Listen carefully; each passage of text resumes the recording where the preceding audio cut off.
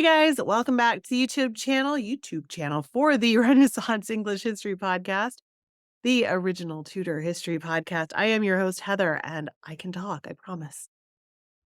And I've been telling stories about Tudor England since 2009 when I started the Renaissance English History Podcast 15 years ago. Craziness. Today is a special video for Siki, I think is how you pronounce your name. They emailed me asking about how Elizabeth's court was made up for a historical fiction, I think. Sorry if I got that wrong. Book that they're writing. And I realized I never did an episode. I never did a podcast episode. I never did a video on how Elizabeth's court was made up. So we're going to do that today. But first, aren't we all really glad it's fall? I've got a pumpkin spice candle over there.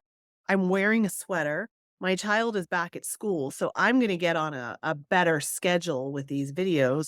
And you can't see it, but over there, there's actually one of those autumn ambiance videos on with a fire pit and pumpkins and a cat. And it actually inspired me for this channel later today. I made another autumn ambiance video which I made this morning, and it is exporting now and waiting to be uploaded. So there you go on that. But with autumn comes thoughts of TudorCon, because TudorCon is happening in 2 weeks.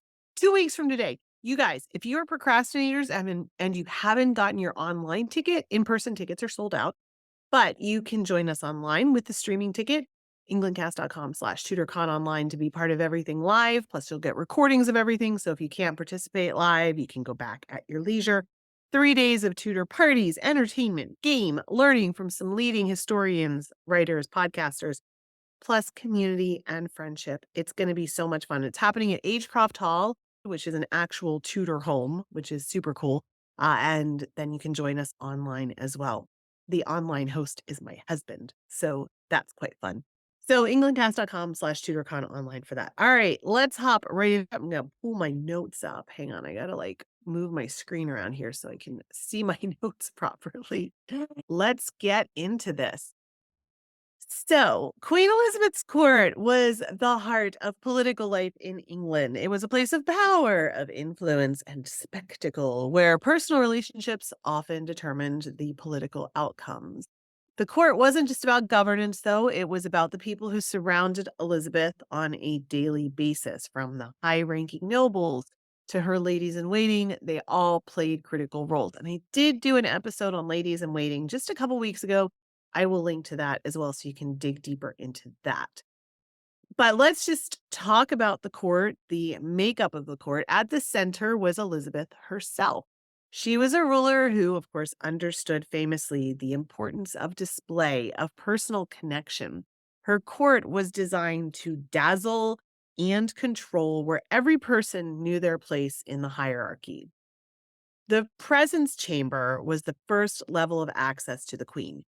The presence chamber was where nobles and diplomats and courtiers would gather, hoping for a glimpse of the monarch or a chance to plead their case if they had something they needed to say. The presence chamber was actually a public room. It was filled with grandeur to emphasize Elizabeth's majesty. She actually got that from her dad, too. He started it with the very famous Holbein portrait that was life size of Henry. So when people would enter the presence chamber, it was designed to awe them and make them think that they were, make them realize they were in the presence of royalty and like this larger than life figure. And Elizabeth, of course, carried that on. The room was dominated by one single chair, her throne, which was positioned under the canopy of state. And all courtiers had to stand unless they were invited to sit on a cushion. Which sounds very grade schooly to me, but it was designed to keep them in their place, right? There was tapestries, ceremonial guards, carpets, all of that designed to show wealth and expensiveness and everything like that. Visitors were often stunned by the formal atmosphere. One foreign ambassador wrote that there was straw covering the floor leading up to the presence chamber, and then in the queen's space, there were Turkish carpets laid down. Elizabeth would enter standing or sitting on her low chair, commanding the attention of everybody in the room. Beyond the presence chamber, then there was the privy chamber, and that access was much more limited. Only her closest courtiers, her ladies in waiting, and her very trusted advisors could enter the privy chamber. This is where Elizabeth spent her private moments and where the real politics often took place. While the Privy Council was the formal body of government, Elizabeth often made decisions after consulting with her advisors informally in her private rooms. The Privy Council was made up of between 13 and 18 men, and they provided counsel on matters of state, but it was Elizabeth, of course, who had the final authority. William Cecil was her principal secretary, of course, and he was the most powerful man at court. He was known for his meticulous work and his deep connections to the Queen. And then, of course, there was Robert Dudley, the Earl of Leicester, her close confidant, her soulmate, her true love, all of that kind of stuff. And then there was Francis Walsingham, her spy master, who ensured her security through his vast intelligence network. But it wasn't just the men who surrounded Elizabeth. No, no, no. Her ladies in waiting were equally powerful and essential at court. These women were typically from noble families. They attended to Elizabeth's personal needs, and they also played a role in politics. They helped to dress her, manage her wardrobe, were constant companions. There were actually about 30 women in her service at any given time, divided between the more senior ladies of the bedchamber and then the junior maids of honor.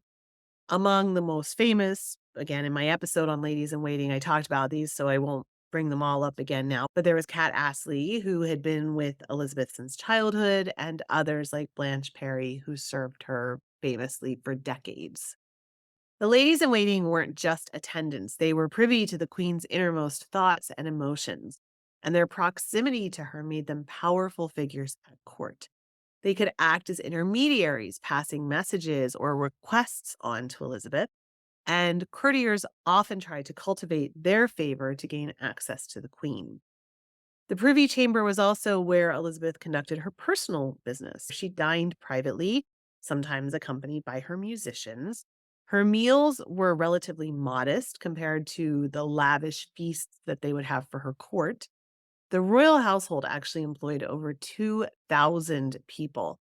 They consumed an enormous amount of food. They consumed 1,250 oxen annually and 8,300 sheep annually, among, of course, other things, swans and birds and chickens and all kinds of other things, right? Gaining access to the inner chambers was a mark, of course, of very high status. The queen's bedchamber was the most private space of all, and it was reserved only for her very closest attendants. This is where her ladies would have taken care of her wardrobe. She had over 700 gowns, her jewelry, and her personal items. Few men, even those of their very highest offices, were ever allowed in this inner sanctum.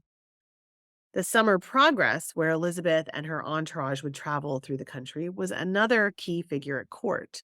These trips allowed her to escape the heat and the disease and the just general grossness of London in the summer, and also show her power to her subjects.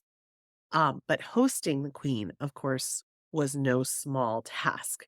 Nobles who welcomed her were often left financially strained by the costs of entertaining the entire court.